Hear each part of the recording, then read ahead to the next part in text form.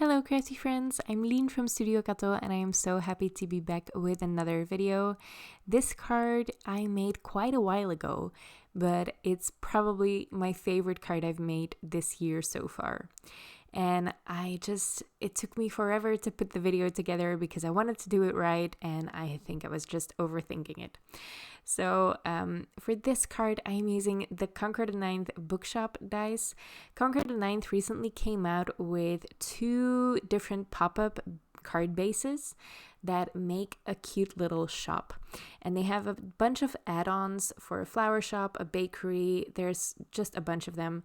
And this is the bookshop and I love it. I am a big fan of books, even though I never take the time to actually read them. I'm a collector. And I couldn't not use this die.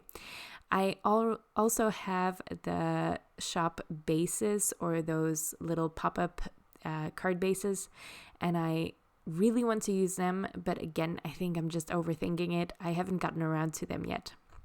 Maybe I should wait until I have the new cardstock colors to make something with it. Now I'm just putting this bookshop together. I played with dimension for this quite a bit. I first cut it out of dark brown cardstock, and that's my base layer. And I have 3 white layers of cardstock in between that and that dark brown layer, and the light brown craft layer on top. So the books really sit inside of the shelf. Now I'm going to be working on a really dark card base. I'm using the Midnight Blue cardstock from Concord 9th. This is probably my favorite blue cardstock. It's just so good and it's really hard, I find, to find a really nice saturated blue. Now I'm going to add so many flowers to this card, and I already had a bunch of these die cut. These are my favorite die sets from Spellbinders. These are the Be Bold Blooms. Those are the larger flowers and leaves that you see me use. And then the really small ones are from the mini Blooms and Sprigs die set, also by Spellbinders. And again, these are my favorite dies from Spellbinders. Usually I always struggle to find a favorite, but these dies are actually what got me into Spellbinders as a brand. I never really paid attention to it before because it was really hard to get in Europe. Nowadays it's a lot easier, but these dies they're so gorgeous. As you can see, I die cut up a storm when I got these. Again, this was a while ago. And now I can just use them on all my cards. I have made quite a few quick cards since die cutting all of these pieces, just by putting a couple of these flowers somewhere on a card. I assembled that bookcase right at the start of this video and right at the start of this process of making this card because I did want to be able to check periodically if I had enough flowers to peek out from behind that bookcase. So I am bringing that in a couple of times just to check if I like the placement of my flowers, but I have also traced with a pencil around that bookcase on my dark blue cardstock, so I can kind of tell where I need to place my flowers and where I don't have to bother with them because they will be hidden behind the bookcase. So that's a good trick to use. Just trace around the element with a pencil.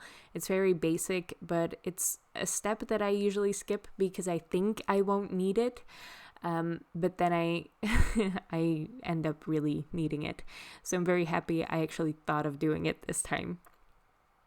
I am going to adhere a bunch of flowers on top of the bookcase as well to really make it sit inside of the flowers. I thought that was a cool look, but I did want to add a couple of details to the books on the bookshelf and to the bookshelf as well. I am using a Posca paint marker for this. A white gel pen can work, but mine was acting up that day. Sometimes gel pens are temperamental, but this Posca paint marker saved the day.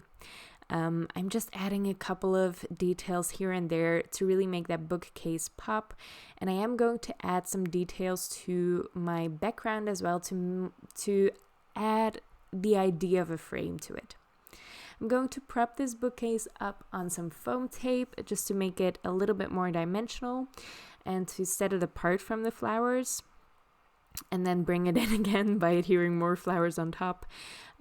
It was a whole play with dimension. I really, really enjoyed making this card. It's probably why I struggled making this video so much. It's because I just kept recording, and this card took me a while to make because I was having so much fun. I played around with the placement of every single flower for ages. So the raw footage was almost 2 hours long. Now you can absolutely make this card a lot quicker, but again, I was just really, really enjoying myself and taking my time. I did want to mention, I mentioned it in my previous video as well, that Spellbinders is having a huge clearance sale. I am not sure if my favorite die sets are actually part of it, but if you are thinking of grabbing one of these die sets that I'm using today, check out the clearance section as well. They have some amazing deals going on right now. There are $1 deals, $2 deals. There's just a huge discount on a lot of different products. So I will link to the clearance section of the Spellbinders store in the description of this video as well. If you want to check it out, you definitely can. The sale, I think, ends on the 28th of April, so there's not a huge time left to shop, but then again, these dies will probably still be available afterwards, so I think these are a must-have. Even if you can't get them on sale, they're worth saving up for. I really, really, really love these flowers. I can't explain it. I just love all of the details of them. Spellbinders does this really well. There are just tiny details cut into the petals of the flowers or debossed into the petals to give them a lot more life and dimension. I love Spellbinders flower dies.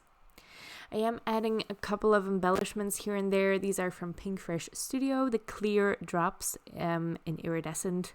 They're not actually clear, by the way. I think they're named wrong. You can't see through them. So if you put them on a dark background, they are going to appear light. None of your background is going to show through. It's just they have a silver backing to them. They are gorgeous and they go with any card or background. I really love them, but I think they're just misnamed. Those will be linked in the description as well. They're probably my most used embellishment, these Pinkfresh clear iridescent drops. I love them. Again, they go with any card. So that's it. That's the video for today. Again, this is an older card. You might have seen it on my Instagram already. I just struggled putting this video together for some reason. I put it off, but I'm very happy that I finally did it.